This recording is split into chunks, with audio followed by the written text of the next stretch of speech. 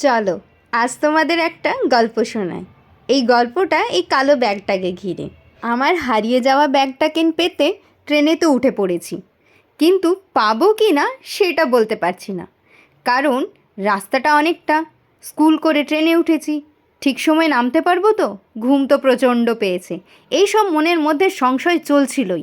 তারপরে ছিল ট্রেনে অসম্ভব ভিড়, তাই চুপটি করে ওপরে উঠে এসে বসলাম।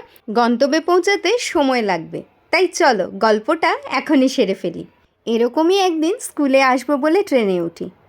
প্রায় পৌঁছাবো এরকম সময় আমার কাছে কন্টিনিউয়াসলি আননোন নাম্বার থেকে ফোন আসছে। একবার, দুবার, তিনবার, বারবার ফোন করাতে আমি তুলেই ফেললাম। তোলার পরে ওপাশ থেকে শুনতে পেলাম একজন মহিলার গলা।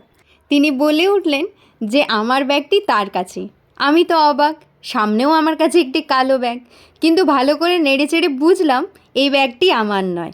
অলরেডি আমাদের দুজনের ব্যাগ এক্সচেঞ্জ হয়েছে। ধন্যবাদ ওনাকে। আমার ব্যাগ থেকে যাবতীয় জিনিস খুঁজে উনি শেষে একটি বিল পান, সেখান থেকে আমাকে ফোন করেন। বিলটা কেন রেখেছিলাম আমি জানি না। সাধারণত আমরা এই ধরনের ব্যাগে কোনো বিল রাখি না। আমারই কপাল ধরুন ব্যাগটা ফেরত পাওয়ার জন্য। যথারীতি নির্ধারিত জায়গায় পৌঁছে আমরা সবার প্রথমে আমাদের ব্যাগগুলো এক্সচেঞ্জ করলাম। তার সাথে এক্সচেঞ্জ হলো কিছু ভালোবাসা, কিছু পরিচয়, আলাপ। এইভাবেই বোধহয় নতুন বন্ধু পাওয়া যায়।